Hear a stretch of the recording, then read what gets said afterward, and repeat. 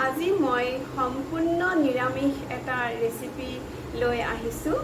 আজি মই বনাম ভেজ চাওমিন। একেবাৰেই নিৰামিষ, মানে ইয়াত মই পিঁয়াজো দিয়া নাই, পিঁয়াজ নহৰু একো দিয়া নাই, সম্পূৰ্ণ নিৰামিষ। আপোনালোকে চাওকচোন।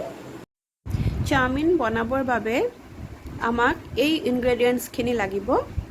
ইয়াতে মই চাওমিনৰ পেকেট 2টা লৈছোঁ, আৰু বিনছ গাজৰ লাগিব, আৰু কেপচিকাম ইমান ডাঙৰ নালাগে, আধা দিলেই হ'ব, আৰু এটা বিলাহী লৈছোঁ, আৰু জালুকৰ গুড়ি 1 চামুচ, ভিনেগাৰ 1 চামুচ,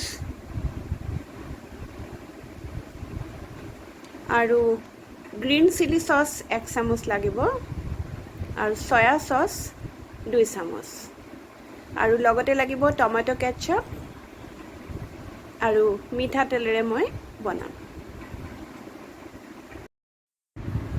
এতিয়া মই এটা চচপেনত পানী গৰম কৰি তাতে মই 1 চামুচ নিমখ আৰু 1.5 চামুচ মই মিঠাতেল দি দিছোঁ।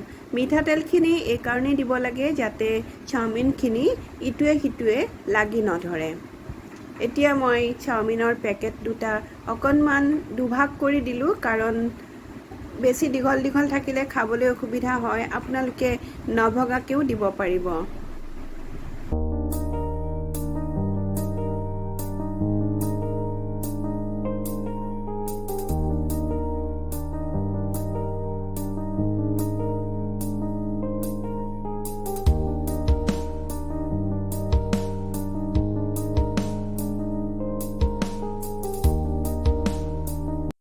চাওমিনখিনি সিদ্ধ হৈ গৈছে। আপোনালোকে এটা কথা মন কৰিব, যাতে চাওমিনখিনি অভাৰ কুক নহয়, বেছি সিদ্ধ হ'লে খাবলৈ ভাল নালাগে।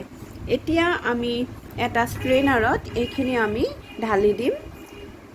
তাৰ পাছত আমি ইয়াত ঠাণ্ডা পানী দি দিম, কাৰণ চাওমিনত যিখিনি বগা বগা মাৰ আছে বা ষ্টাৰ্চ আছে, সেইখিনি পানীখিনিয়ে আঁতৰাই লৈ যাব, তেতিয়া খাবলৈ ভাল হয়।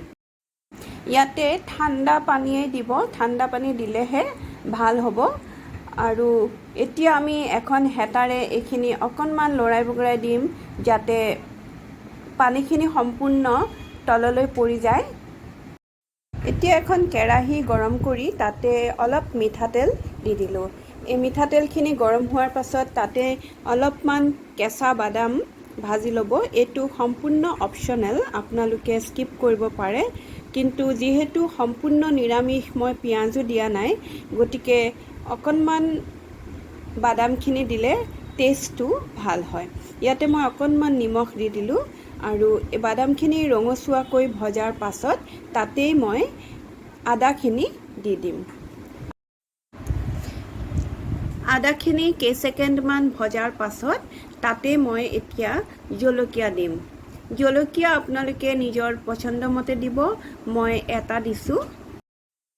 আদাখিনি ভজা হোৱাৰ পাছত ইয়াতে মই এতিয়া কেপচিকামখিনি দি দিম। কেপচিকামখিনি অলপ সময় ভাজি ল'ব। এতিয়া মই ইয়াতে এটা বিলাহী দি দিছোঁ। বিলাহীটো আপোনালোকে স্কিপ কৰিব পাৰে। মোৰ আজি টমেটো কেটচাপটো অলপ কম আছিলে, তাৰ বাবে মই বিলাহীটো দিলোঁ। আৰু এতিয়া মই বিনছ আৰু গাজৰখিনি দি দিছোঁ। এইখিনি অলপ সময় ভাজিব লাগিব, সিদ্ধ হোৱালৈকে ভাজিব লাগিব এইখিনি। এতিয়া ইয়াতে মই 1 চামুচ জালুকৰ গুড়ি দিলোঁ। ইয়াতে এতিয়া আন্দাজমতে নিমখ দি এইখিনি ভালদৰে সিদ্ধ হোৱালৈকে ঢাকি দিব। তেতিয়ালৈকে আমি চচখিনি ৰেডি কৰি ল'ম। ইয়াতে টমেটো কেটচাপ দিছোঁ 2 চামুচ। আপোনালোকে আৰু অলপ বেছিকৈ দিব, 4 চামুচ দিব পাৰিব, কাৰণ মই বিলাহী দিছোঁ এটা, আৰু 1 চামুচ ভিনেগাৰ দিলোঁ, আৰু গ্ৰীণ চিলি চচ দিছোঁ 1 চামুচ। আপোনালোকে বেছি জ্বলা খালে আৰু 1 চামুচ বঢ়াই দিব পাৰে, আৰু চয়া চচ দিছোঁ 2 চামুচ।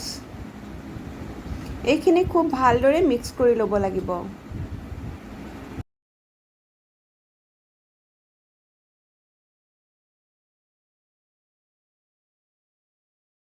চচৰ এই মিক্সাৰটো আমি কেৰাহীত দি দিলোঁ। এইখিনি খুব ভালদৰে মিক্স কৰি ল'ব লাগিব। এতিয়া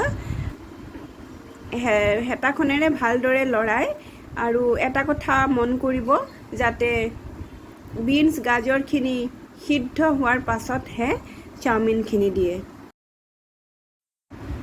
বিনছ গাজৰখিনি সম্পূৰ্ণ সিদ্ধ হৈ গৈছে। এতিয়া আমি ইয়াতে চাওমিনখিনি মিলাই দিম।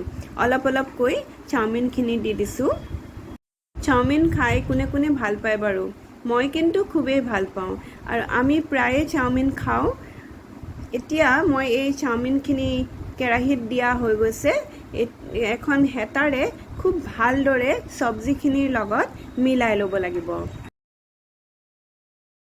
খুব ভালদৰে মিলাব যাতে চাওমিনৰ বগা অংশ দেখা পোৱা নাযায়। তেতিয়াহে খাবলৈ টেষ্টি হ'ব। এয়া চাওক, আমাৰ টেষ্টি চাওমিন ৰেডি হৈ গ'ল। কিমান কালাৰফুল হৈছে, আৰু খাবলৈও টেষ্টি হৈছে। কেনে লাগিল ভেজ চাওমিনৰ ৰেচিপিটো? ইয়াতে মই পিঁয়াজো ব্যৱহাৰ কৰা নাই, নহৰু ব্যৱহাৰ কৰা নাই। আগতে কিন্তু মই নিৰামিষ চাওমিন বনালে মই পিঁয়াজ দিছিলোঁ, কিন্তু এতিয়া মই দিব নোৱাৰোঁ, কাৰণ মোৰ শাহু সম্পূৰ্ণ নিৰামিষ, আৰু তেওঁৰ লগতে আমিও এই ধৰণেই বনাওঁ, কিন্তু খাই ভাল লাগে। আপোনালোকেও ট্ৰাই কৰিবচোন, আৰু যদি ভাল লাগিছে নিশ্চয় এটা লাইক দিব, কমেণ্ট কৰিব, বন্ধুৰ মাজত শ্বেয়াৰ কৰিব, আৰু লগতে মোৰ চেনেলটো ছাবস্ক্ৰাইব কৰি দিব, আৰু কাষতে থকা বেল আইকনটো প্ৰেছ কৰি অল কৰি দিব, যাতে মই দিয়া ৰেচিপিৰ প্ৰত্যেকটো ন'টিফিকেশ্যন আপোনালোকে পোনপ্ৰথমেই পায়। ধন্যবাদ।